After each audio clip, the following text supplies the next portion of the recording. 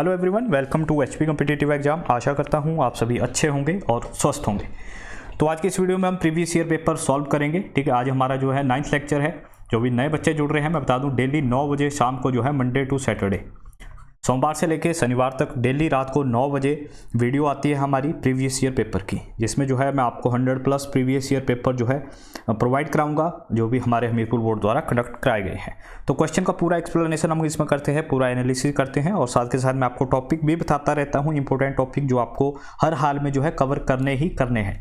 तो आज का जो हमारा 9th लेक्चर है, इससे पहले 8 ले चुका हूँ, नहीं देखे हैं जरूर देखिएगा। डिस्क्रिप्शन में लिंक दे दूंगा मैं प्लेलिस्ट का, वहाँ पे जो है आपको अदर लेक्चर के वीडियो मिल जाएंगे। तो चलिएगा, देखिए फर्स्ट क्वेश्चन देखिएगा।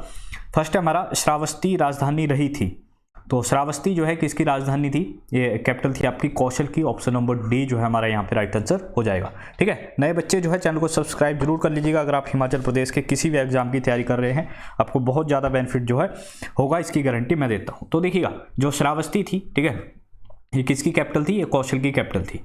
तो जो हमारा भारत देश था वो पहले 16 महाजनपदों में जो है डिवाइडेड था। उसके बाद जो है दोबारा फिर उनका जो है उत्कर्ष हुआ, जिसमें से कुछ एक जो महान जनपद थे वो ख़त्म होते रहे, लेकिन उसमें से मगध जो था वो टॉप पे रहा था, जिसने सरवाइव किया।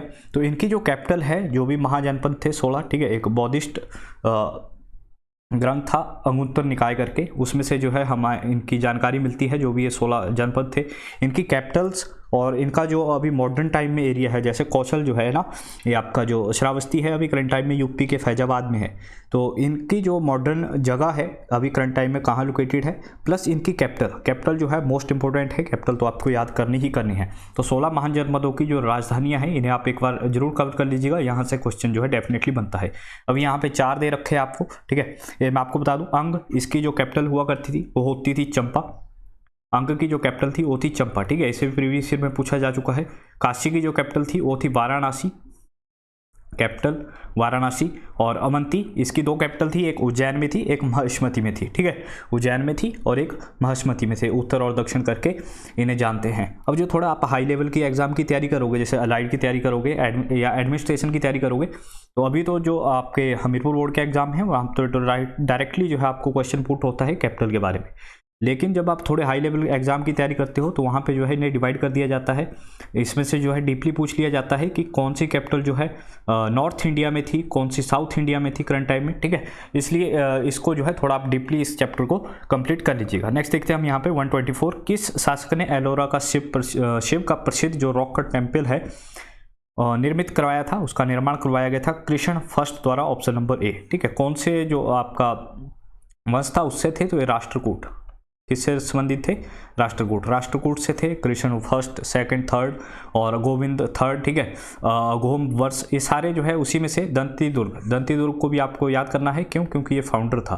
ये फाउंडर था आपका राष्ट्रकूट जो वंश था, उसके फाउंडर कौन थे? तो ये दंती दुर्ग ही जो थे इसके फाउंडर थे। एलोरा और एलिफेंटा की गुफाओं से क्वेश्चन आते हैं कि कहाँ पे लोकेटेड है?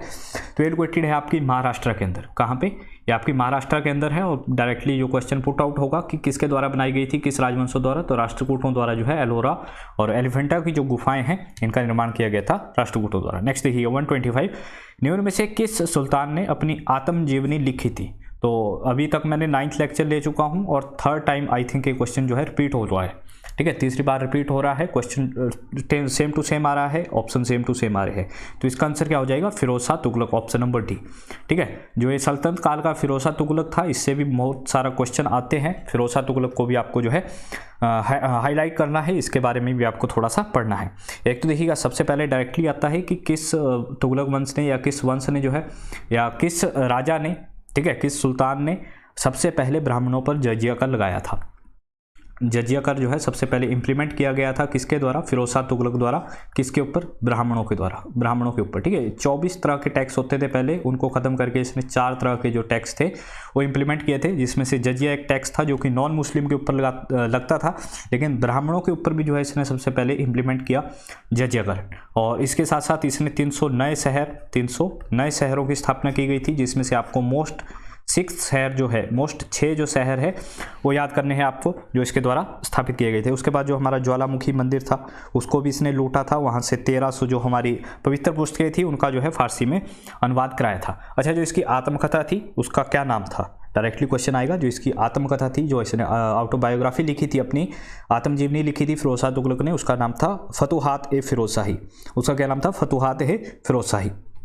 और एक और आता है कि किस सल्तनत में, ठीक है, किस सुल्तान के पास सबसे ज़्यादा जो है नौकर हुआ करते थे या दास हुआ करते थे। तो इसी के शासनकाल में जो है सबसे ज़्यादा नौकर हुआ करते थे, लगभग 1,80,000 के आसपास इसके जो नौकरों की संख्या होती थी। और एक ने इसने विभाग शुरू किया था दीवाने खैरात, ठीक है, दीवाने खैरात विभाग भी इसके द्वारा शुरू किया गया था। नेक्स्ट देखिए, मराठा राज्य का दूसरा संस्थापक कौन माना जाता है? तो मराठा जो किंगडम है, ठीक है, उसका सेकंड फाउंडर माना जाता है आपका बालाजी विश्वनाथ को। ऑप्शन देखते हैं यहाँ पे, ऑप्शन जो है कोई भी नहीं है, इनमें से कोई भी नहीं, ठीक है। मराठा वैसे जो किंगडम है इसकी स्थापना की गई थी शिवाजी द्वारा, जिससे भी काफ़ी इंपॉर्टेंट क्वेश्चन आते हैं, ठीक है। अष्टप्रधान जो था, इनका जो मंत्रिपरिषद थी उसे कहा जाता था। और मैं हमेशा आपको बताता हूँ कि उन्होंने 2 तरह के जो टैक्स थे वो इम्प्लीमेंट किए थे।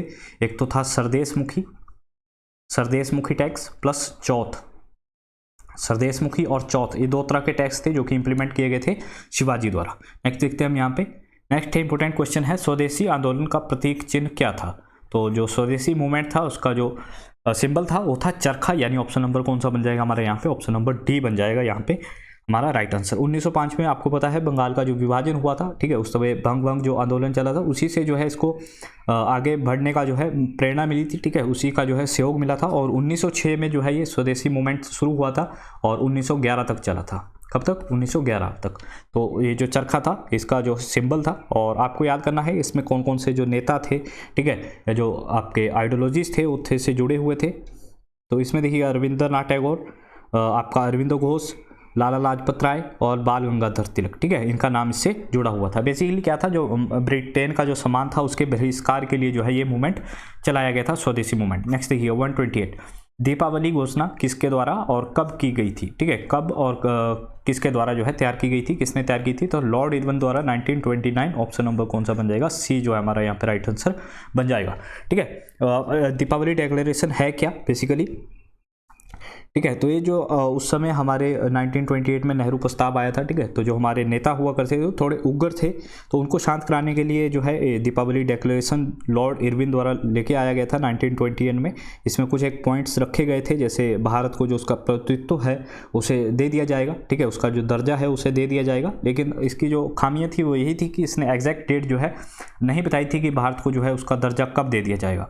तो ये जो है लॉर्ड इरविन द्वारा आया था 1928 में दीपावली डिक्लेरेशन। नेक्स्ट देखिएगा, लोएस्ट एक उदाहरण है। तो लोएस्ट जो है ये एवोलिन सेल का उदाहरण है। ऑप्शन नंबर बी जो हमारा यहाँ पे राइट आंसर इसका हो जाता है। कौन सा? Option number B. नेक्स्ट देखिएगा, निम्न में से कौन सी भूकंपीय तरंगे केवल पृथ्वी का सतह को प्रभावित करती है, सरफेस को जो है टच करती है पृथ्वी के? ये है सतही यानी surface waves. Option number C जो है इसका बिल्कुल सही आंसर हो जाएगा, ठीक है। इसके 2 और नाम है। ये तो इसको हम बोलते हैं लव वेव, इसको लव वेव के नाम से भी जाना जाता है। आपको टर्सरी या तृतीय तरंगें जो है देखने को मिलेगा ऑप्शन के अंदर। तो इसके 3 नाम है, सरफेस वेव, लव वेव और टर्सरी वेव्स।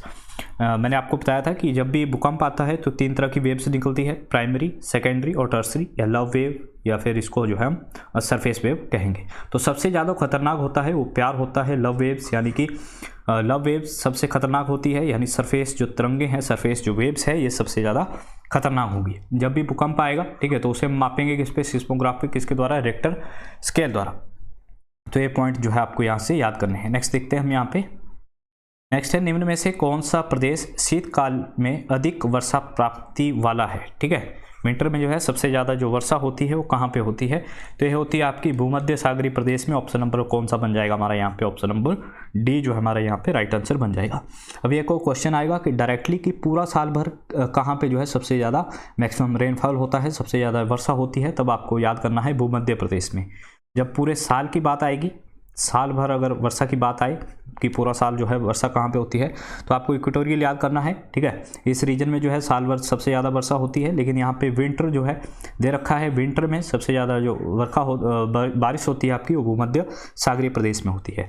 और टुंड्रा से याद करना है आपको, यहाँ पे जो है 9 मंथ्स तक, ठीक है, 9 महीने तक यहाँ पे जो है बर्फ़ ही पड़ी रहती है। अभी 2 क्वेश्चन आपके एग्जाम में डायरेक्टली बनेंगे। एक तो बनेगा कि भारत में सबसे ज़्यादा जो बारिश होती है वो कहाँ पे होती है? तो मासिन राम आपको पता है कहाँ पे होती है? मासिन राम जो कि लोकेटेड है कहाँ पे? मेघालय में। मेघालय में। हिमाचल में कहाँ होती है सबसे ज़्यादा बारिश? तो धर्मशाला के अंदर, ठीक है। इंडिया में अगर हम बात करें तो मासिनराम मेघालय में सबसे ज़्यादा बारिश होती है। लेकिन उसी बारिश के अगर वो विंटर लगा दिया जाए, यानी कि सर्दियों में सबसे ज़्यादा बारिश जो है कहाँ होती है, सर्दियों में भारत के किस राज्य में सबसे ज़्यादा बारिश होती है? तो आपको टिक करना है तमिलनाडु। कहाँ पे? तमिलनाडु जो हमारा राज्य है, सर्दियों में सबसे ज़्यादा अगर बारिश देखी जाती है तो वहीं पे होती है, तमिलनाडु के अंदर। नेक्स्ट देखते हैं हम यहाँ पे। अब नेक्स्ट है चंद्रमा और पृथ्वी के मध्य सर्वाधिक दूरी का आवर्त कहलाता है। जब देखिए पृथ्वी है, पृथ्वी के चारों ओर क्या घूमता है? तो आपका मून जो है पृथ्वी के चारों ओर घूमता है, ठीक है। तो इनके बीच की जो दूरी है कभी सबसे कम भी होगी, कभी सबसे ज़्यादा भी होगी, ठीक है, जिस तरीके से घूमता है। तो जो इनके बीच की दूरी है, अधिकतम दूरी है, उसे हम कहते हैं एपोजी। ऑप्शन नंबर ए जो है हमारा यहाँ पे राइट आंसर हो जाएगा, ठीक है। जब दूरी क्या जो है सबसे ज़्यादा हो, मैक्सिमम दूरी पे इसको एपोजी कहेंगे। लेकिन जब ये दूरी जो है सबसे कम होगी, जब दूरी जो है कम होगी तो इसे हम कहते हैं पेरिजी, ठीक है। जब दूरी जो है पृथ्वी और सूर्य क्या कहते हैं आपको, चंद्रमा के बीच की दूरी सबसे कम होगी, इसे हम क्या कहते हैं? इसे कहा जाता है पेरिजी। जब मतलब पृथ्वी के नज़दीक होगा आपका चंद्रमा। नेक्स्ट देखिए, वह प्राणी जो अपना आहार अनन्य रूप से पौधों से प्राप्त करते हैं क्या कहलाते हैं? पौधे, पेड़ पौधे जो भी है वो अपना भोजन खुद बनाते हैं। तो पेड़ पौधों से जो अपना भोजन लेते हैं, ठीक है, उन्हें हम बोलते हैं हर्बीवोर्स। ऑप्शन नंबर ए यहाँ पे राइट आंसर हो जाएगा, ठीक है। जैसे आपकी भेड़ हो गई, भेड़ वगैरह, भेड़ बकरियां, गाय भैंस, है ना, ये जो है पौधों से अपना चारा लेती है, ठीक है, उनसे जो है अपना भोजन लेती है, तो इसे हम कहते हैं हर्बीवोर्स। कार्निवोर्स में आ जाते हैं आपके बाघ, चीता वगैरह, जो कि हर्बीवोर्स को खा जाते हैं, यानी जो मीट खाते हैं। ओमनीवोर्स में आते हैं दोनों, जो कि हर्बीवोर्स को भी खा जाते हैं और कार्निवोर्स को भी खा जाते हैं। नेक्स्ट देखते हैं यहाँ पे, किर्गिज आदिवासी का स्वदेश है। तो किर्गिज जो ट्राइब है ये कहाँ की है? बेसिकली ये है मध्य एशिया, सेंट्रल एशिया की। ऑप्शन नंबर ए, ठीक है। यहीं से आर्यन भी पूछा जाता है आपको, आर्यन जो है कहाँ के, वो भी मध्य एशिया के थे। किर्गिज बेसिकली आपकी किर्गिस्तान की जो है एक ट्राइब है। कहाँ की? किर्गिस्तान की। नेक्स्ट देखते हैं हम यहाँ पे। नेक्स्ट है, स्थानांतरी कृषि में प्रमुखतः कौन सी फसलें उगाई जाती है? तो स्थानांतरी जो कृषि है, शिफ्टिंग जो कल्टीवेशन है, उसमें मेनली जो क्रॉप्स ग्रो होती है वो होती है आपकी food crops. Option number A, खाद्यान्न जो फसलें होती है उसमें ग्रो की जाती है। ऑप्शन नंबर कौन सा बन जाएगा हमारा? ए जो है यहाँ पे राइट आंसर हो जाएगा। 136 नागटिब्बा पर्वतमाला है। तो नागटिब्बा जो पर्वतमाला है ये लोकेटेड है कहाँ पे? ये आपकी उत्तराखंड के अंदर लोकेटेड है। यूके लिख रहा हूँ, उत्तराखंड के अंदर। ये जो है आपकी लेसर हिमालयज है, लघु हिमालय की श्रेणी के अंदर आता है। अच्छा, नागटिब्बा एक पर्वत है हिमाचल प्रदेश में। क्या आप मुझे कमेंट करके बता सकते हो कहाँ पे नागटिब्बा कहाँ पे है? नेक्स्ट देखिएगा, कौन सी नदी दक्षिण टेबललैंड को उत्तरी भारत से विभाजित करती है? ठीक है, डेक्कन टेबललैंड फ्रॉम नॉर्थर्न इंडिया। तो एक क्वेश्चन मैंने कल भी, हमने जो प्रीवियस लेक्चर देखा होगा आपने, 8वां लेक्चर लिया था, तो मैंने आपको नर्मदा नदी का जो सिस्टम था मैंने उसमें खास करके आपको बताया था कि इस नदी सिस्टम को आपको जरूर पढ़ना है। ये टॉपिक जो है लिख लीजिएगा आप, नर्मदा नदी सिस्टम, यहाँ से जो है मेनली क्वेश्चन आते हैं। तो अभी जो है आपको एक और चीज़ याद करनी है, अगर आपको तुक्का भी लगाना है तो नर्मदा के ऊपर ही लगाना है, ठीक है। 70 to 80% चांस होंगे जब भी इस तरह का कोई क्वेश्चन आएगा कि उसका आंसर क्या होगा, नर्मदा होगा। तो अगर आपको तुक्का भी लगाना है तो नर्मदा के ऊपर ही लगाइएगा। तो इसका क्या आंसर हो जाएगा? नर्मदा हो जाएगा। उसमें जो प्रीवियस हमने कल आई थिंक क्वेश्चन किया था उसमें पूछा था इसकी ट्रिब्यूटरी ओरिशन जो नदी है वो किसकी सहायक नदी है? तो नर्मदा की सहायक नदी थी। इसके किनारे एक बांध, इसके ऊपर एक बांध बना हुआ है, सरदार सरोवर डैम। कौन सा डैम? सरदार सरोवर डैम। और जो हमारे पहले उप प्रधानमंत्री थे सरदार पटेल जी, उनकी मूर्ति भी जो है इसी नदी के किनारे बनी हुई है गुजरात के अंदर। निम्न में से कौन सा क्षेत्र अरब सागर शाखा के मानसून से प्रभावित नहीं है? तो कौन सा क्षेत्र? ये आपका जो है बन जाएगा पंजाब के जो मैदान है वो पंजाब प्लेन्स। नेक्स्ट देखिएगा, निम्न में से कौन सी मृदा का प्रकार चाय की खेती के लिए सर्वाधिक उपयुक्त है? तो इसे मैं स्टार मार्क कर रहा हूँ, 2-3 बार रिपीट हो चुका है क्वेश्चन, इंपॉर्टेंट है, इसे लिख लीजिएगा। तो सबसे जो इम्पोर्टेंट सॉइल है आपकी टी कल्टीवेशन के लिए वो है laterite soil. Option number A जो है यहाँ बन जाएगा, ठीक है। वहीं पे काली मिट्टी का भी पूछा जाता है, तो काली मिट्टी जो है ये आपकी इम्पोर्टेंट होती है कॉटन के लिए। कपास की खेती के लिए कौन सी मृदा जो है इम्पोर्टेंट है? वो है काली मृदा। जो है आपकी लैटेराइट सॉइल है, इसमें आपके अंदर, इसके अंदर जो है भरपूर मात्रा में पाया जाता है आपका आयरन और एल्युमिनियम, ठीक है। अच्छा, मुझे कमेंट करके बताइएगा भारत में सबसे ज़्यादा जो है चाय किस राज्य में होती है?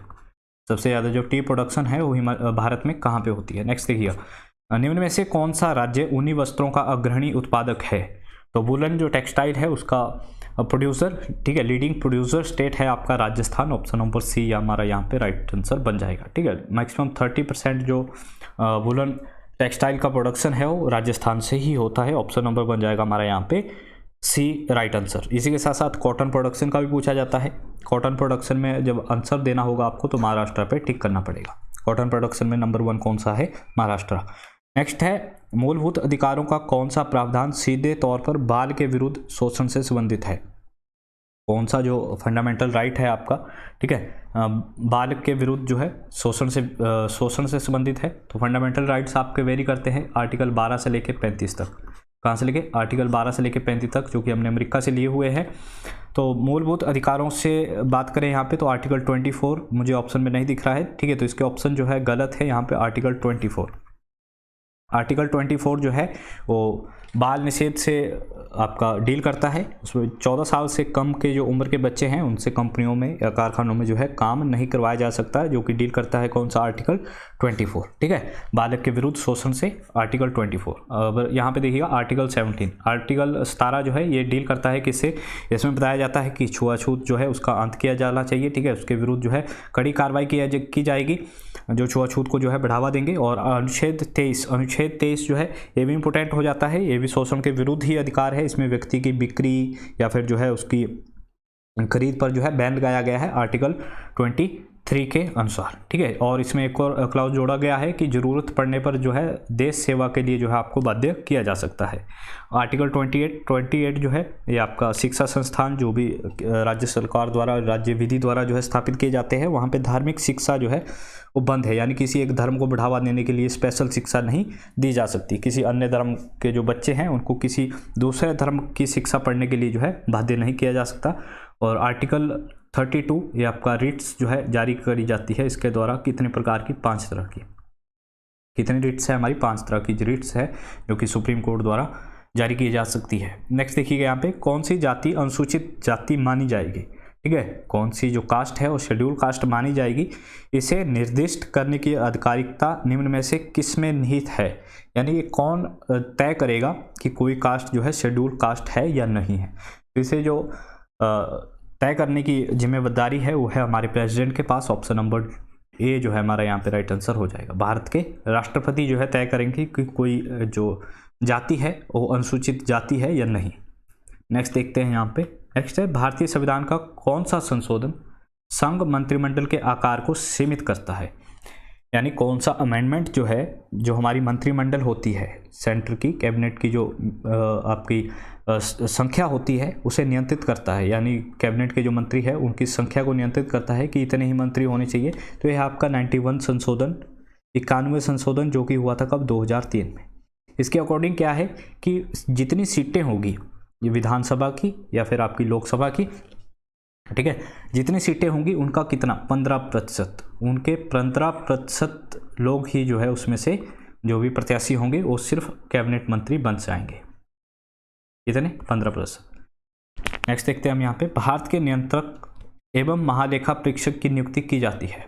तो हमारे कंट्रोलर और ऑडिटर जनरल जो थे वो अपॉइंटेड किए जाते हैं किसके द्वारा? राष्ट्रपति द्वारा जो है अपॉइंट किए जाते हैं। ऑप्शन नंबर कौन सा बन जाएगा हमारा यहाँ पे? ऑप्शन नंबर ए जो है हमारा यहाँ पे बिल्कुल राइट आंसर हो जाएगा। ठीक है, कौन सा? ऑप्शन नंबर ए जो हो जाएगा यहाँ पे। और जो हमारे ऑडिटर जनरल होते हैं ये, ठीक है, कंट्रोलर ऑडिटर जनरल, ये गार्जियन होते हैं आपके किसी पब्लिक पर्स के, यानी सार्वजनिक धन की जो संपत्ति होती है, ठीक है, सार्वजनिक जो धन होता है उसका संरक्षक कौन होता है? ये आपके नियंत्रक एवं महालेखा परीक्षक ही होते हैं। नेक्स्ट है निम्न में से कौन सा विधेयक भारतीय संसद के प्रत्येक सदन द्वारा पृथक पृथक यानी अलग अलग तरीके से विशेष बहुमत से पारित किया जाना आवश्यक है? कौन सा? ठीक है, तो यह है संविधान संशोधन विधेयक, कॉन्स्टिट्यूशनल अमेंडमेंट बिल जो है। इसे प्रत्येक लोकसभा में भी राज्यसभा में जो है विशेष स्पेशल मेजोरिटी के साथ जो है पेश किया जाना चाहिए संविधान संशोधन का विधेयक। संविधान संशोधन से आपको याद करना है, संविधान में जो संशोधन है वो 3 तरीके से किया जा सकता है। ठीक है, संशोधन करने के 3 तरीके हैं। और आर्टिकल 368, आर्टिकल 368 जो है हमें इस बात की जो है सहमति देता है, ठीक है, इसका अधिकार देता है कि हम भारत के संविधान में संशोधन कर सकते हैं। लिया कहाँ से गया है? तो साउथ अफ्रीका से जो है हमने अमेंडमेंट करने की जो शक्ति है वो साउथ अफ्रीका से ली गई है। नेक्स्ट देखते हैं हम यहाँ पे, भारत के राष्ट्रपति तथा उपराष्ट्रपति के चुनाव संबंधित विवाद का निर्णय किया जाता है।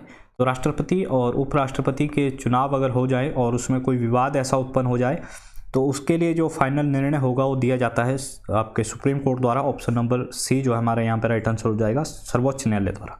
सर्वोच्च न्यायालय जो है उनके विवादों का निपटारा करता है। NABARD was established in which 5 year plan, तो इंपॉर्टेंट है नाबार्ड, 2-3 बार ये भी रिपीट हो चुका है। नाबार्ड की जो स्थापना थी ये कौन सी पंचवर्षीय योजना के पंचवर्षीय योजना में की गई थी? तो छठी पंचवर्षीय योजना 1980 to 1985 में चली थी, ठीक है। तो नाबार्ड की जो स्थापना थी आपकी 1982 में की गई थी।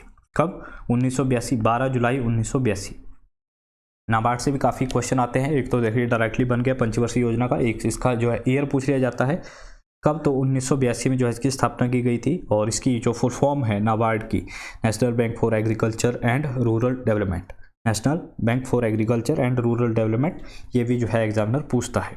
नेक्स्ट देखते हैं हम, नेक्स्ट है राष्ट्रीय नवीकरण निधि की रचना जो है किस उद्देश्य से की गई है? National renewable fund was constitution for the purpose of, तो ये किया गया है आपका उद्योगों का जो पुनर्संरचना है और आधुनिकीकरण है उसके लिए। ऑप्शन नंबर कौन सा बन जाएगा हमारा यहाँ पे? डी बन जाएगा।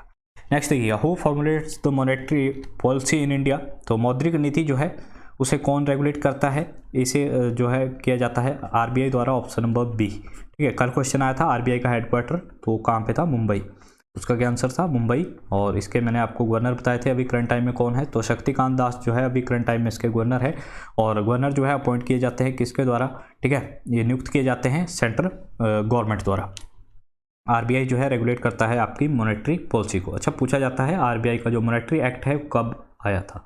ठीक है, मॉनेटरी पॉलिसी कब से लागू हुई थी? तो 1934 में, आरबीआई एक्ट 1934 के थ्रू। नेक्स्ट देखिएगा, भारत सरकार के द्वारा संग्रहित कर राजस्व निम्न में से कौन सा एक स्रोत नहीं है? ठीक है, रेवेन्यू का जो सोर्स है वो गवर्नमेंट ऑफ इंडिया का नहीं है निम्न में से। तो custom duty, excise duty, income tax, ये सब जो है रेवेन्यू के सोर्सेज है सेंट्रल गवर्नमेंट के, लेकिन इसमें जो लाभांश तथा डिविडेंड एंड प्रॉफिट है ये जो है सेंट्रल गवर्नमेंट का जो है रेवेन्यू कलेक्शन का जरिया नहीं है। तो ये इंपॉर्टेंट क्वेश्चन थे आज के। अगला जो लेक्चर होगा वो कल 9 बजे आपको मिल जाएगा। आई होप आपको अच्छा लगा होगा आज का लेक्चर, तो अपना फीडबैक जरूर दीजिएगा कमेंट बॉक्स में। और साथ ही साथ जल्दी से जल्दी जो है हम MCQ सीरीज़ जो है दोबारा शुरू कर देंगे उसको भी, और इसका PDF आपको जो है टेलीग्राम ग्रुप में मिल जाएगा। आई होप आपको अच्छा लगा होगा आज का lecture. Thank you for watching us, have a good day.